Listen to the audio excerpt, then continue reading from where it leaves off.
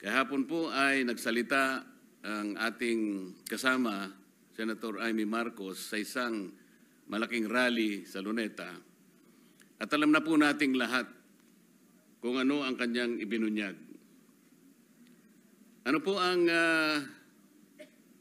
magiging epekto nito sa pinag-uusapan nating kumpiyansa at katatagan ng ating bansa? Ang pinag-uusapan po kasi ay hinahanap natin ang transparency, ang accountability at justisya sa ating bansa. Nagkakaroon po ng pagpapahayag.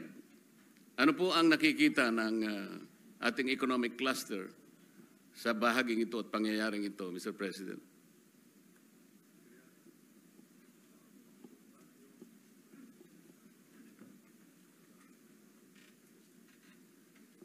I think ang issue ho dito ay yung accountability at yung mga taong hustisya, no? Justice, accountability at yung mga taong dapat managot.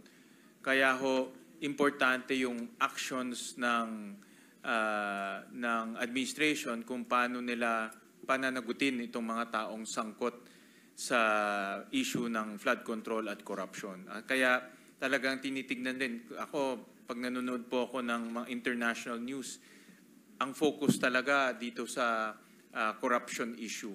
At kahapon nakita ko sa yung DW, yung German news agency, nakita ko sa Reuters, nakita ko po sa South China Morning Post, marami ho ay focus on corruption. So kung nababasa po ito ng mga dayuhan or international investors, yun talaga ang magiging issue.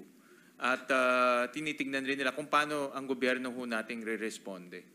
So magandang hakbang po na meron na pong mga kasong ifa-file at kung tuloy-tuloy ho yan, mas maganda ho dahil diyan ho makikita po ng mamumuhunan sa atin na seryoso ho ang ating pamalaan sa pagpapakulong at pinaka-importante po yung panugutin yung mga nagkasala. Mr. President, ang direktang binabanggit ko po ay yung pahayag na ginawa ni Senator Amy Marcos. Narinig po ba ninyo, Mr. President? Narinig ko ho, narinig ko ho. Salamat po.